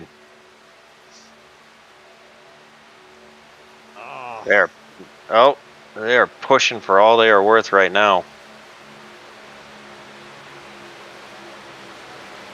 I'm running out of words. And I'm the commentator here. You know, these guys are going to stop pushing, and they're all going to be going for it. I wouldn't be surprised if they're 3-4 wide coming to the stripe as we come back around. We're on the last lap here now, right? We are. White flag is out. It is getting real tight. Oh, Oh, we got the contact. 1 in They're the wall, the wrecking. 47 in the wall, and We've it just looks got like it's going to be a 3-truck race. 3 trucks now. Caldwell has the clean air in front of him. Chicano outside trying to But get with the help, draft with Kerfin. Caldwell, he's going to have to tuck into third. Kerfin still second place. See if Kerfin can make a move or if Caldwell can try to something as well. Kerfin to the outside. He's going to be in the wall. Caldwell, he's going to get second. Try to the outside. Coming to the line. They make contact. Chicano wins. Caldwell second. oh, Kerfin third. Wow. what a race there at the end. Oh, we knew Radius was gonna win it after they got together there on the last lap, and it was only 3 Radius trucks left. So good racing by them to the finish line. Caldwell just comes up a little bit short, but Russ Chicano up coming across the line for good measure. I'm sure Chicano's not upset about it. He got the win. Yeah. Yeah, I don't think he'd be upset at all. And there are the fireworks. Well, Brian, why don't you explain to us real quick, before we get into the interviews, what Mardon is? Yeah, so Martin is it's actually a family business started by my grandfather back in the late 80s. He really turned me on to computers, and I've been working in technology for over 20 years, and getting into sim racing really reignited my passion for building custom PCs, and I found myself building a lot of custom PCs for a lot of the sim racers and some other gamers out there. And I've really enjoyed it. I've worked with my buddy and co-team owner of BKM Motorsports to just help other guys that are either just coming into it or even guys that have been in it for a while that maybe struggle with the technology side of it, to help point them in the right direction. So, we formalized everything. We built a new website. You can check it out at martinpc.com. We have some configurable systems out there. We also have a custom PC design form where you can tell us what you're looking for, and we can price it out for you, get it built for you, and get it sent to you. And we provide all the customer support, technical support, even after you buy the computer from us. So it's really a way to help the current racers and new racers coming in that maybe don't know the technology they need to do this, and all different budget levels. So check out martinpc.com. Obviously, if you're a sim racer and you're watching this, you can reach me on Discord. I'm happy to help out. But we picked up some sponsorships for races last year. We sponsored this race here tonight for the In the Pit series. Really happy about that, and we're taking over as the title sponsor for what was the Juggernaut Series Truck Series this year. It's going to be the Martin Truck Series next year, and we look to do some really good promotions, and hopefully in some of these broadcasts as we get into the Christmas season, we can announce some other specials that we're doing at Martin PC to maybe help you fill out that Christmas wish list. So, but thanks, Josh, for letting me talk a little bit about Martin PC here tonight at the martinpc.com 250. Yeah, not a problem. Definitely, thank you for coming on board, sponsoring the race, and once again, calling the race with me.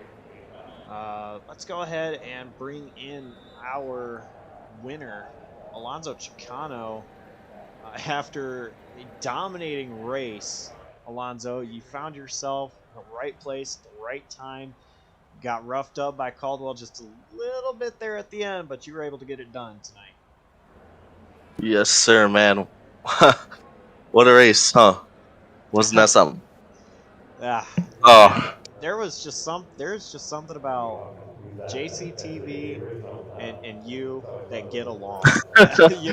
What? Walk us through.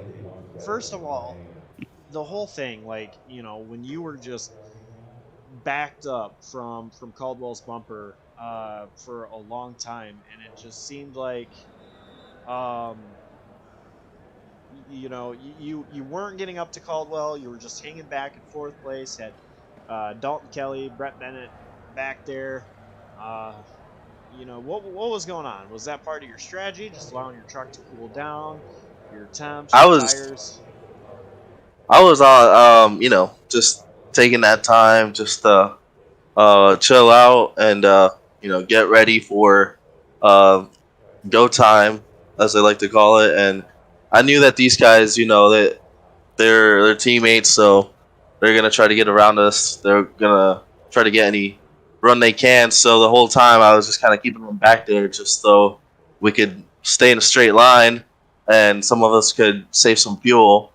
And so I was just kind of hanging back, playing a little bit of mind games with them, not letting Dalton Kelly get by for a while until he finally did.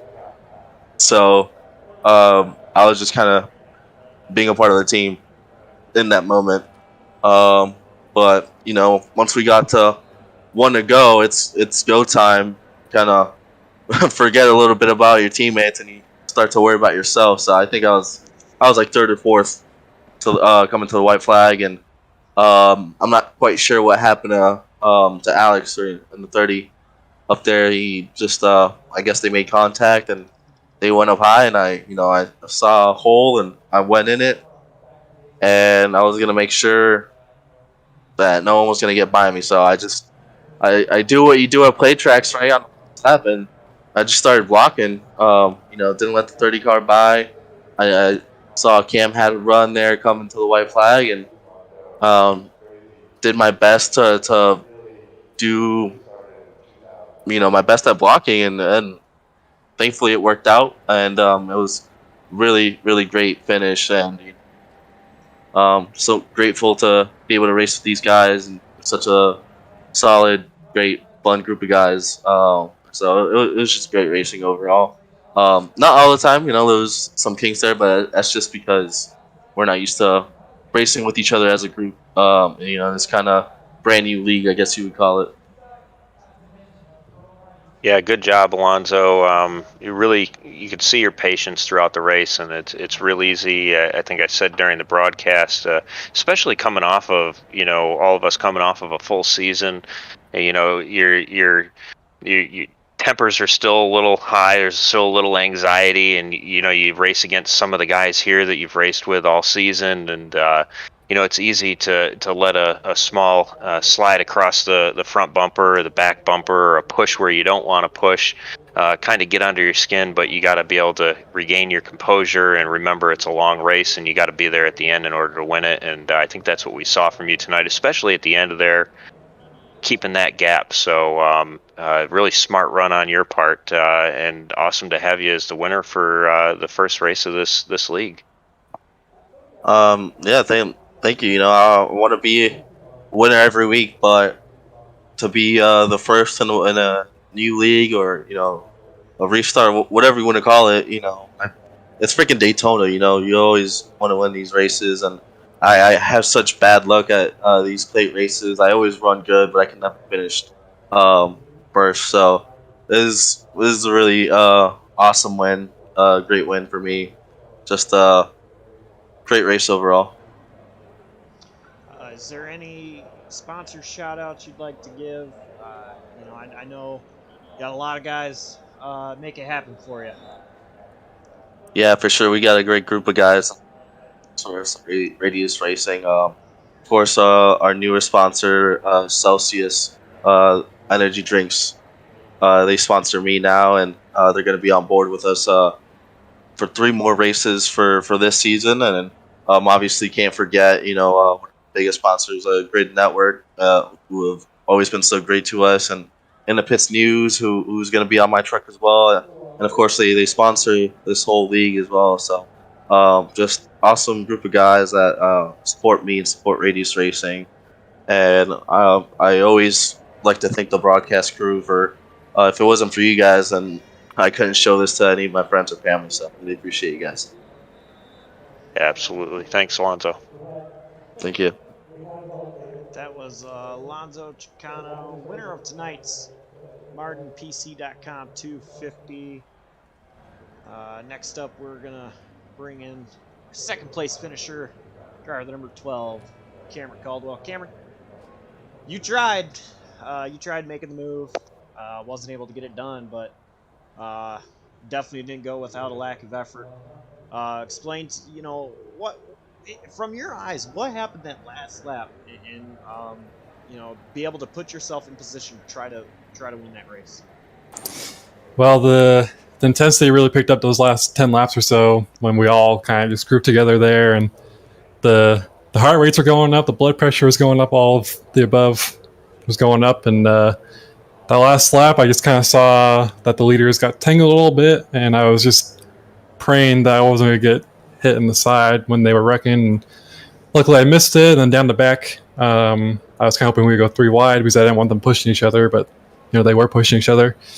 And then I was just trying to get a run and didn't quite get there, but then Alonso kind of blocked Curfan into the wall almost, and then I thought that was my chance. And I almost had it, but like you said, just a little too late. So I'm happy with it. It's a radius 1, 2, 3, 4, which I was hoping that would happen given the circumstances of the run to the finish when there's 4 of us and 2 other guys. So worked out in that aspect. So I'm happy with it overall. Yeah, Cam, this is Brian. It looked Radius. I mean, had a lock on this race from the get-go. But from watching you out there, it almost seemed like you were the sneaky fast guy. You weren't up there leading all the laps. You kind of left that to your teammates. But you were right there. Kind of it seemed like orchestrating things from the second or third row. Was that kind of by design, or are you kind of just letting the race come to you? Yeah, I like to just kind of take it easy the first little while and kind of make sure my truck or car is clean, and so I have something to race for at the end, hopefully. And yeah, I like kind of guiding my teammates to what to do when it comes to like pit cycles and like what lines to take. And you can see it pretty well when you're in the back of that line because you can see guys come behind you if you want to jump up and block that run or whatever it may be. So yeah, I don't really like to lead. I don't feel comfortable taking pushes, and especially tonight, the trucks were just very unstable when they were getting pushes. So you probably didn't see a whole lot of actual physical bumper to bumper pushing. Otherwise, there would be wrecks like that last lap thing that was all just coming down to a physical push. But yeah, no, I didn't really want to lead, so I was perfectly fine just riding there. I was hoping to get a little move, like I said, at the end, and it didn't quite work out. But like I said, I'm fine with it. Yeah, well, excellent job, well executed tonight. Just came up half a truck short. Yeah, it's a game of inches, isn't it? So yes, it is. Yeah, we'll try again next week and maybe do one better at Talladega later in the season. Before we let you go, any sponsors or shout outs you'd like to give? Yeah, thanks to In the Pits News for sponsoring me and sponsoring the whole series. We needed some sponsorship going there, so it's real nice. Thanks to you guys for broadcasting. Thanks to my dad and grandparents for watching. And thanks to all of our sponsors at Radius. Thanks to all my teammates at Radius. And we will see you guys next week. Excellent. Thanks, Cam. Great run tonight. Yep, thanks, guys. All right, that was second place finisher, Cameron Caldwell. Lastly, we got our third place finisher, Alexander Curfin.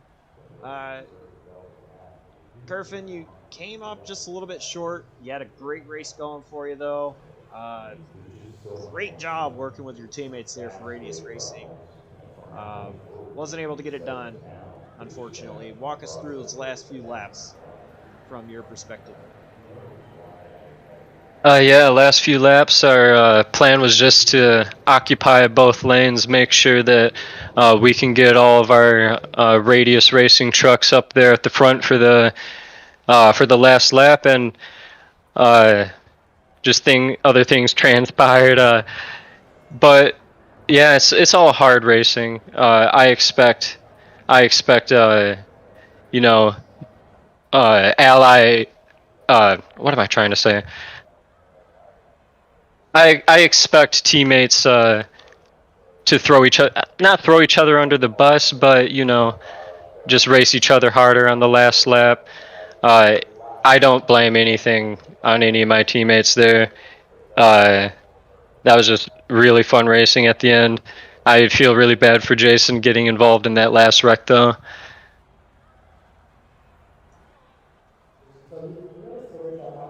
Yeah, it was pretty dicey out there tonight, Alex. I saw you making some pretty dicey moves out there, and at first at the beginning I didn't realize you guys were all teammates and that you guys had to have coordinated some of those, but it was definitely impressive whether you guys coordinated or not, because usually you get caught up in a little bit of netcode sliding into line like that, but it seemed to work out for you guys. Yeah, I was really impressed by the team all day. Our pit stops were really clean. Well, the second pit stop, I don't know what happened on the second pit stop. Little bit of a wreck in the pit lane. I was really lucky to avoid that. But for the most part, all of our trucks were able to stay around the same proximity the entire race, and we were able to keep each other comfortable, stay in line, or occupy both lanes. It was working out pretty good. Really Yeah, proud of the team. yeah, it seemed like you guys were doing a really good job. I called it out on the broadcast when it looked like you were doing the 4-truck box out at the front, and it seemed like a solid move for you guys. And yeah, your pit stops were very clean all night, except for the little melee there. I think they got Mike Tellier kind of crossed up and put him behind, but for the most part, you guys executed very well and came away with a radius 1-2-3. Yeah, really proud of the team. Before we let you go, is there any sponsors, shout outs you'd like to give? I'd like to thank my family for watching. It's really cool that they like to watch these. I really love racing them. I'd like to thank my sponsor, Kerfan's Blue Collar Market, my dad's store. Thank you for letting me put your logo on my truck, and thank you to Cameron Caldwell for giving me the opportunity to race in the league and race on his team. Alonzo Chicano, Mike Tellier, Jason Gracias, David Duran. If I'm missing any of you guys, I'm sorry. There's so many of us. All right, well, great job tonight, and I'm sure we'll see you in the future. Yeah, thank you. It was a fun race. Great broadcast. Great job, Alexander. That was Alexander Kerfan, driver of the number 30 truck for Radius Racing, third place finisher. Really before I get anywhere else, Brian, I just want to say I can't believe I've gone this whole entire broadcast without mentioning something about Elite Performance Industries. And it just kind of dawned on me as well while I was looking at the ticker, the sponsors scrolling across on that. Elite Performance Industries, they jumped on board, and I believe, if I'm remembering correctly, the winner of every race will get a choice of a setup, courtesy of Elite Performance Industries. I personally don't know much about EPI, Elite Performance Industries, but what I do know is they like winning. I'm sorry, I said that wrong. They love winning. They love building winning setups, and they, I think they keep track of every single win they get in a week. I've seen a couple of times where on posts they'll put on social media where they will showcase all the wins they've had from different drivers that week. So, I can't believe I didn't mention them at all in this broadcast, but they come along and we definitely got to thank them as well as the other sponsors tonight. Mardon PC, in the Pits News, we got JCTV, me, JCTV here, doing the poll award. So all these guys, if it wasn't for these sponsors, leagues like this wouldn't really be able to happen. So But Brian, what a race we saw. It was we only had two cautions, and being Daytona, being that this was the first race of the season, in a mini season after being on hiatus for several months. I don't even have an exact date as when these guys last raced, but it's been several months. Two cautions. That's it. And we It's had a pretty good incredible. sized field as well. Yeah, it's really incredible. I know I said it at the top of the broadcast. Over the last year, across the board, especially with these truck series that we have, Juggernaut, soon to be Martin, the In the Pits News Truck Series. Even though they were on hiatus for a little while, the caliber of driver that is on the track has grown significantly, and that's because people have invested time into the craft, and that's why we're seeing these races with these long green flag runs. So, for folks that are maybe, just happen to click onto our broadcast because it popped up on their feed, maybe they've never even seen it. I'm really hoping that they give this a chance, because the entertainment value is there. Not just for the drivers or for us as broadcasters, being drivers and fans ourselves, but for the casual fan to be able to get their racing fix, and they can do that through this. You're going to see a high quality race in every race in this series with In the Pits News Truck. Cam Caldwell, Alonso Chicano are doing a fantastic job of keeping these guys organized. I'm really excited about next week. I think we go to Auto Club Speedway. I don't think the trucks have raced there in a while, so that's going to be a real show. It's a 2 mile track. But it races like a mile and a half track. You got to manage your tires. So I'm super excited for it. I don't know if I'm going to be in the broadcast booth or down in the car or the truck or a little bit of both, but I'm pumped for it. Yeah, Auto Club is definitely a track I have circled on the calendar every time I see it on the calendar. Being a Michigander, it's a lot like Michigan International Speedway. 2 mile track, D shaped oval. Really, the biggest difference in the configurations right now is the banking. MIS has 18 degrees banking in the corners.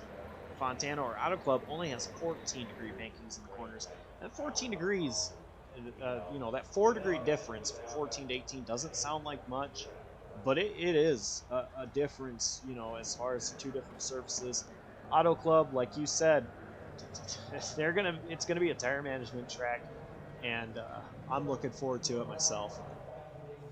Yeah, it's going to be a good one. And again, I appreciate you, Josh, letting an amateur come in and hang out with you in the booth and call this race. I'm looking forward to doing some more of these through the course of this season. I'm also just really pumped to jump back in the truck and go out and see if I can snag one of these away from one of the series regulars.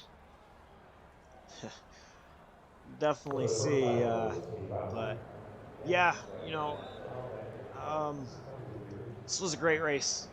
Absolutely enjoy being in the booth. Absolutely enjoy calling it with you, Brian.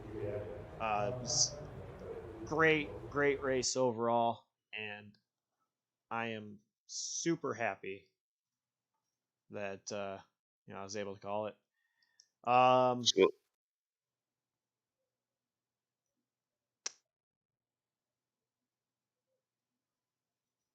And thanks again to everybody that's out there watching this now. And for those of you that are going to turn this stream on tomorrow or later in the week, and your families jump on, thank you for watching and supporting the In the Pits News Truck Series and JCTV. Really appreciate everybody watching. alrighty, well, that's gonna do it for us. I apologize. I just had a little bit of an issue, but that's gonna do it for us here in the broadcast booth. Thank you all for watching. Thank you, Brian, for uh, coming into the booth with me. Thanks to Cameron Caldwell, Lonzo Chicano for putting this thing on. In the Pits News, Elite Performance Industries, MartinPC.com, Brian. So on behalf of everybody, I'm Josh Coppernell. We'll see you next week at Auto Club. Should be a good one. Stay safe out there and take care.